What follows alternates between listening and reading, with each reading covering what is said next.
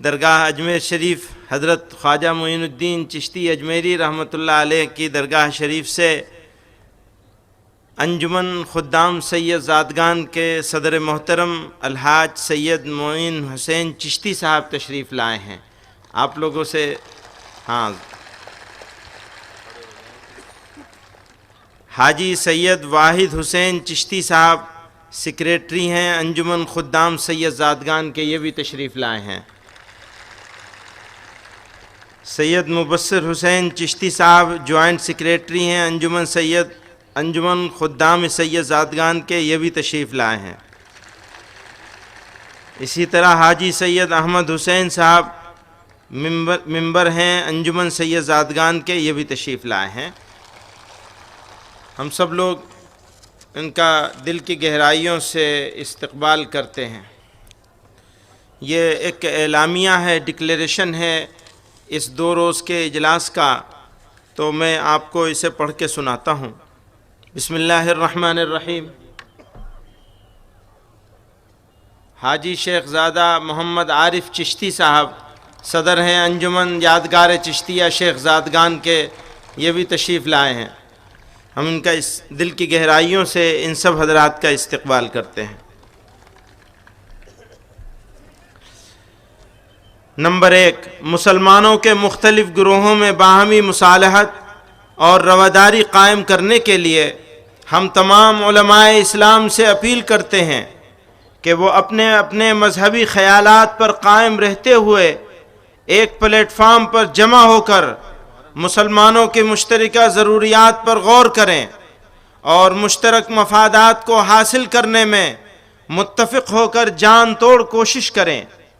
آج ہی کی طرح ماضی میں جب ملت ٹکڑے ہو کر بکھرنے لگی تو شیخ الاسلام حضرت مولانا سید حسین احمد مدنی رحمۃ اللہ علیہ شیخ الحدیث و صدر المدرسین دارالعلوم دیوبند نے قوم کو اتحاد کی دعوت دیتے ہوئے آواز دی تھی کہ تمام مسلمانوں کا عموماً اور علماء اسلام کا خصوصاً اہم فریضہ ہے کہ وہ جاگیں اور تحفظ و بقا کی صورت عمل میں لائیں، اختلافات کو مٹائیں اور اجتماعی قوتوں کو بڑھا کر صحیح نظام پر گامزن رہیں۔ اس لیے ہم ملت اسلامیہ کے تمام فرقوں، مسلکوں، جماعتوں، تنظیموں اور ہر طرح کی چھوٹی بڑی اکائیوں اور برادریوں کو دعوت دیتے ہیں کہ ہم سب مل کر مشترک مقاصد کے لیے متحدہ جد و جہد کریں۔ ملک و ملت کی فلاح کے لیے یہ تقاضا ہے، اس کے بغیر کامیابی دشوار ہے۔ نمبر 2، دور حاضر میں مذہب اسلام کے بارے میں دہشت گردی، شدت پسندی اور خواتین کے ساتھ غیر منصفانہ سلوک کے سلسلے میں غلط فہمیاں پھیلائی جا رہی ہیں۔ ان کا اثر نہ صرف انصاف پسند غیر جانبدار طبقے پر ہوتا ہے بلکہ ہماری نئی نسل بھی ان سے متاثر ہو رہی ہے۔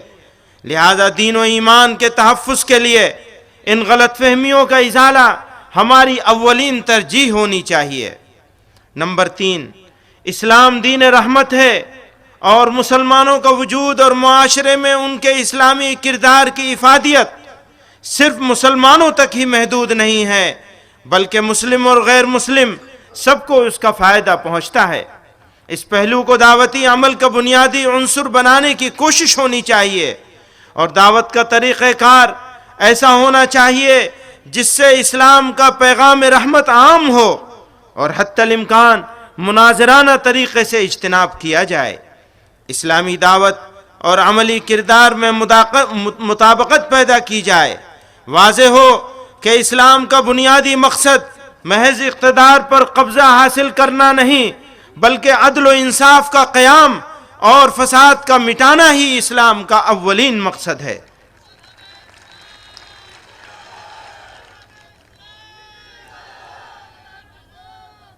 نمبر 4، جنگ و جدال سے احتراز اور پرامن ذرائع سے تنازعات کا حل تلاش کرنے کے لیے پیش قدمی اسلام کے عالمی پیغام امن کا بنیادی عنصر ہے۔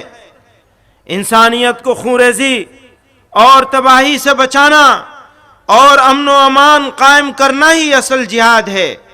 بلا شبہ دہشت گردی عالمی امن کے لیے سب سے بڑا خطرہ ہے، جس کے نتیجے میں نہ صرف یہ کہ معصوم جانیں ضائع ہوتی ہیں، بلکہ کمزوروں پر حملہ کرنے اور انہیں نشانہ بنانے کے لیے نام نہاد سامراجی طاقتوں کے لیے یہ ایک بڑا بہانہ ہے۔ دوسری طرف بے قصور لوگوں کو مجرم ٹھہرانے کے لیے دہشت گردی کا الزام مروج طریقہ کار بنتا جا رہا ہے۔ اس طرح دہشت گردی ظالموں کے ہاتھ سے آتشہ ہتھیار بن گیا ہے۔ اس لیے ہماری ذمہ داری ہے کہ بے قصور جانوں کو ضائع ہونے سے بچانے، کمزور ممالک کے تحفظ و دفاع اور دہشت گردی کے جھوٹے الزام میں گرفتار بے قصور اسیروں کی رہائی کے لیے ہر ممکن کوشش کریں۔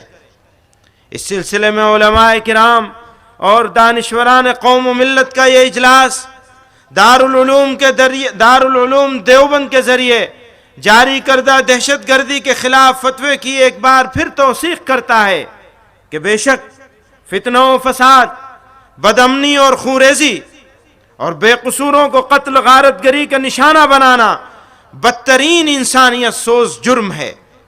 قرآن اور اسلام کی نظر میں ایک قتل ناحق پوری انسانیت کے قتل کے مترادف ہے۔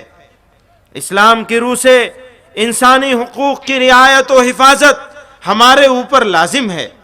بالخصوص علماء کرام کو چاہیے کہ وہ دہشت گردوں کو معاشرے سے الگ تھلگ کرنے کے ساتھ عوام اور حکمرانوں کو ان اسباب و محرکات سے دور رہنے کے بارے میں بیداری پیدا کریں جو دہشت گردی کو فروغ دینے میں مددگار بنتے ہیں۔ نمبر 5، عدل و مساوات کے قیام کے لیے ضروری ہے کہ ہم دلت اور کمزور طبقات کے ساتھ یکجہتی اور اتحاد قائم کریں اور مشترک طور پر سماجی انصاف کے لیے جد و جہد کریں۔ نمبر 6، جرائم اور اخلاق سوز رسم و رواج سے پاک معاشرے کی تشکیل، خاص کر شراب نوشی، منشیات، عیش پرستی، فحاشی، عریانیت اور جنین کشی کے خلاف تحریک چلانے کے لیے ہم تمام مذاہب کے رہنماؤں اور مصلحانہ تنظیموں کو اشتراک اور تعاون کی دعوت دیتے ہیں۔ اسی ضمن میں جمعیت علماء ہند یہ اعلان کرتی ہے کہ 2017 کو نشہ اور فحاشی مخالف مہم کے طور پر منائے گی انشاءاللہ۔ نعرہ تکبیر، جمعیت علماء ہند۔ نمبر 7، مسلم پرسنل لا میں مداخلت اور یونیفارم سول کوڈ کے حوالے سے ہم اس موقع پر حضرت شیخ الاسلام مولانا سید حسین احمد مدنی رحمۃ اللہ علیہ کے عہد کو دہراتے ہیں کہ مسلمان ہندوستان میں پوری مذہبی آزادی اور پوری تہذیب و ثقافت کے ساتھ زندہ رہیں گے اور کسی غیر کی غلامی قبول کرنے سے وہ عزت کے ساتھ مر جانے کو ترجیح دیں گے۔ نعرہ تکبیر، ہمارا اتحاد، ہمارا اتحاد، جمعیت علماء ہند۔ لہذا ہم ہندوستان میں اپنی مذہبی انفرادیت اور نجی معاملات میں قرآن و سنت پر عمل کی آزادی اپنا دستوری حق سمجھتے ہیں اور تمام مسلمان بلا اختلاف اس آزادی کی بقا کو لازمی تصور کرتے ہیں۔ اس موقع پر فدائے ملت حضرت مولانا سید اسد مدنی رحمۃ اللہ علیہ کا پیغام ہمارے لیے بہترین راہ عمل تجویز کرتا ہے۔ آپ نے فرمایا کہ ہم اس ملک کے آزاد شہری ہیں اور اس حق سے کسی قیمت پر دستبردار ہونے کے لیے تیار نہیں ہیں۔ اگر ہمارے اسلامی اصول کے خلاف یونیفارم سول کوڈ مرتب کیا جاتا ہے یا ہمارے پرسنل لا میں ترمیمات کی جاتی ہیں تو اس صورت میں ہماری حیثیت اس ملک میں آزاد شہری ہونے کی محفوظ نہیں رہے گی۔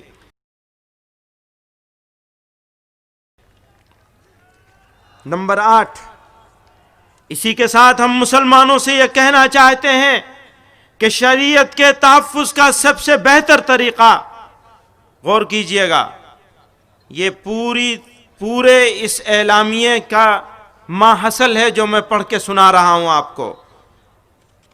اسی کے ساتھ ہم مسلمانوں سے یہ کہنا چاہتے ہیں کہ شریعت کے تحفظ کا سب سے بہتر طریقہ یہ ہے کہ ہم خود اس پر عمل پیرا ہوں۔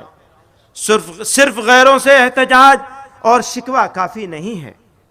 اگر ہمارا یہ دعویٰ ہے کہ شریعت اسلامی میں عورتوں کو سب سے زیادہ انصاف دیا گیا ہے تو ہمیں اس دعوے کو اپنے عمل سے ثابت کرنا ہوگا۔ نکاح اور طلاق کے سلسلے میں ہمارے اندر ایسی رسومات داخل ہو گئی ہیں جو شریعت اسلامی کے احکام کے بالکل خلاف ہیں۔ ہمیں ان رسومات کے خلاف جہاد کرنا ہوگا اور عورتوں کو اسلام کی روح سے نہ صرف مساویانہ بلکہ ان کی عزت و حرمت کے مطابق معاملہ کرنے کے لیے تحریک چلانی ہوگی۔ اس کے بغیر غیروں کو مداخلت سے روکا نہیں جا سکتا۔ ہمیں چاہیے کہ نکاح نامے میں شریعت کی روشنی میں ایسی شرائط شامل کریں جو نزاع کو دور کرنے کے لیے محکمہ شرعیہ کی طرف رجوع میں معاون بنے اور لوگوں کو عدالتوں کے چکر کاٹنے سے بچایا جا سکے۔ اسی کے ساتھ غور کیجئے گا، اسی کے ساتھ یہ اجلاس ایک مجلس کی 3 طلاق کے عمل کی سخت مذمت کرتا ہے اور مسلمانوں کے ہر طبقے سے یہ اپیل کرتا ہے کہ وہ اس غلط طریقہ طلاق کے سد باب کی ہر ممکن کوشش کریں۔ اللہ تعالی ہم سب کو پوری طرح شریعت کی تابعداری کی توفیق عطا فرمائے۔ میں 2 باتیں کہہ کر آپ حضرات سے اجازت چاہوں گا آگے بڑھانے کے لیے۔ یہ وہ اعلامیہ ہے، ڈکلیریشن ہے جو میں نے آپ کو پڑھ کے سنایا۔ اس اعلامیہ میں 2 پہلو، بہت سارے پہلوؤں کو، تقریباً سارے پہلوؤں کو کے احاطے کی کوشش کی گئی ہے۔ اس میں ایک چیز بہت اہم ہے، وہ ہے آپس کا اتحاد۔ آج اس اسٹیج پر ملت اسلامیہ کے مختلف طبقے، مختلف نظریات، افکار، مسلک رکھنے والے لوگ موجود ہیں، اور یہ موجودگی ایک نئے ہندوستان کی تعمیر کی خبر ہے۔ نعرہ تکبیر! جمعیت علماء ہند، قومی اتحاد، مسلکی اتحاد، انجمن خدام خواجگان۔ میں یہ سمجھتا ہوں کہ یہ اجلاس صرف زبانی طور پر تاریخی نہیں بلکہ حقیقی طور پر تاریخی اور تاریخ ساز بن گیا ہے۔ یہاں صرف مسلمانوں کے مختلف مسالک نہیں بلکہ ہندوستان میں بسنے والے مختلف مذاہب کے لوگ بھی موجود ہیں، اور ان کی موجودگی، یہ ساری موجودگی اور یہ اسٹیج، کتنی مشکلوں سے ہم یہاں تک پہنچے۔ مہینوں سے تیاری چل رہی تھی اور ایک وقت ایسا آیا کہ خبر مل گئی کہ اجلاس کی پرمیشن رد کی جاتی ہے۔ 15 دن صبح میں اور شام میں ساتھیوں کی جوتیاں گھس گئیں ایڈمنسٹریشن کے چکر کاٹتے کاٹتے۔ کوئی کہتا تھا اب کیا ہوگا، اخباروں میں خبر نکال دی، ہمیں بعد میں اطلاع دی، خبر پہلے نکال دی، پرمیشن ملتوی کر دی گئی ہے، مؤخر کر دی گئی ہے، رد کر دی گئی ہے۔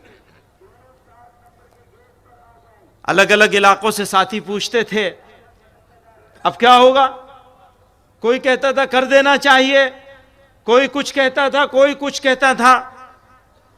میں نے دوستوں سے کہا یاد کرو وہ زمانہ جب بھارت آزاد نہیں ہوا تھا، ہم غلام تھے، تو کوئی اجلاس ایسا نہیں ہوتا تھا جو سرکار کی مرضی اور پرمیشن سے ہوتا ہو. ضرورت پڑے گی ہم مانگیں گے، پرمیشن مانگیں گے، مانگتے رہیں گے. آزادی کے بعد 70 سال میں کبھی ایسا موقع نہیں آیا کہ پرمیشن کے بغیر اجلاس کرنے کی ضرورت پڑی ہو. ہم شکر گزار ہیں راجستھان کی سرکار کے اور ضلع انتظامیہ کے کہ انہوں نے مسئلے کی سنگینی کا احساس کیا، اس جماعت کے وقار کا، اس جماعت کی تاریخ اور اتہاس کا خیال کیا، اور صرف 3 دن پہلے کسی طرح بہت ساری شرطوں کے ساتھ اجازت مرحمت فرما دی. ہم شکریہ ادا کرتے ہیں ان کا، لیکن کتنے ساری مصیبتوں سے گزرنا پڑا اس کو ہم ہی جانتے ہیں. اور میں پورے ملک سے آئے ہوئے ڈیلیگیٹس، اپنے دوستوں، اپنے ساتھیوں اور بزرگوں سے یہ کہنا چاہتا ہوں کہ آزادی سے پہلے کوئی اجلاس جمعیت علماء کا ایسا نہیں ہوا تھا جس میں اجازت ملی ہو. ٹانگے پہ کھڑے ہو کر ٹانگے پہ کھڑے ہو جاتے تھے، اسٹیج بن جاتا تھا، جلسہ ہو جاتا تھا. میں نے دوستوں سے کہا ہم ٹرک پہ کھڑے ہو کے جلسہ کر لیں گے، اتنا بڑا اسٹیج نہیں بنے گا تو نہ بنے. پر الحمدللہ یہ حضرت خواجہ معین الدین چشتی اجمیری رحمت اللہ علیہ کی نگری ہے. یہاں کوئی ایسا کام ہونے کی ضرورت نہیں پڑ سکتی تھی. اللہ تعالیٰ نے اس عظیم الشان جگہ پر، اس متبرک بابرکت جگہ پر، جہاں سے توحید کا نور پھیلا تھا، اندھیرے چھٹے تھے، اللہ تعالیٰ نے اس دربار میں، اس مقام پر، اس مقدس اور متبرک جگہ پر ہم کو یہاں جمع کر دیا. اللہ نے چاہا تو انشاءاللہ یہ جمع ہونا رائے گا نہیں جائے گا.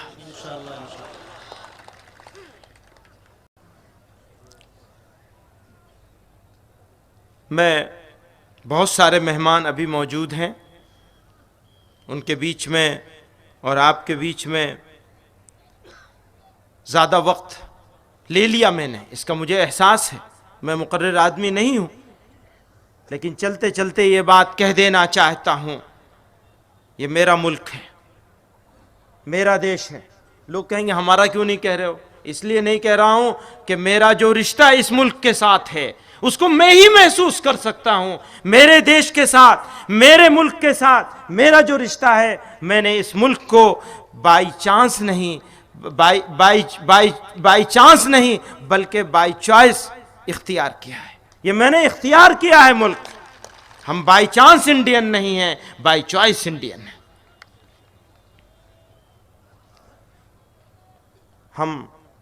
میں یہ کہنا چاہتا ہوں، یہ احساس ہے میرا، میرے بزرگوں کا، میری جماعت کا، میرے ہم قوم لوگوں کا، میرے ہم مذہب لوگوں کا بھی یہ احساس ہے کہ اگر میرے وطن کو ضرورت پڑے گی تو ہمارا خون اس وطن کی سرزمین کے، اس دیش کی سرزمین کے کام آئے. یہ ہمارے لیے فخر کی بات ہوگی.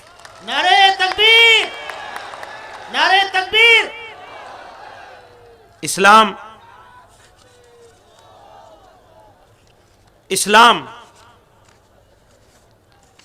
ہمارے لیے سب کچھ ہے. ہم سب کچھ برداشت کر سکتے ہیں، ہر تکلیف، ہر دکھ کو برداشت کر سکتے ہیں، لیکن اسلام پر آنچ آئے یہ ہمیں منظور نہیں ہے. ہر تکلیف، ہر دکھ برداشت کر لیں گے. اسلام سے کوئی کمپرومائز بھارت کا نہیں، دنیا کا کوئی مسلمان نہیں کر سکتا. آخری بات، جمعیت علماء نے جو یہ اعلان کیا ہے کہ ہم 2017 کو منائیں گے شراب نوشی کے اور نشے کے خلاف، پورے سال کو منایا جائے گا شراب اور نشے کے خلاف، فحاشی کے خلاف. عیش پرستی کے خلاف، ننگے پن کے خلاف، اور جنین کشی یعنی فیمیل فیوٹیسائڈ، ماں کے پیٹ میں بچوں کا قتل جو صرف لنگ کی بنیاد پر، صنف کی بنیاد پر، لڑکی ہونے کی وجہ سے قتل کیا جاتا ہے، ہم ان ساری سماجی برائیوں کے خلاف 2017 کو پوری طاقت سے منائیں گے انشاءاللہ، یعنی پورے سال اس کے اوپر کام کریں گے۔ یہ ایک اعلان کرتے ہوئے میں اجازت چاہوں گا، جمعیت علماء ہند کے 100 سال پورے ہو رہے ہیں۔ آج اس عظیم الشان مقام سے شیخ المشائخ، امام الاولیاء، خواجہ خواجگان حضرت خواجہ معین الدین چشتی اجمیری رحمۃ اللہ علیہ کی دھرتی سے یہ اعلان کرتے ہوئے، یہ فخر کے ساتھ یہ اعلان کرتا ہوں کہ اگلے 3 سال تک ہم اپنے 100 سالہ جشن کو ملک کے مختلف حصوں میں مناتے رہیں گے انشاءاللہ۔ جمعیت یہاں سے شروع علماء کریں۔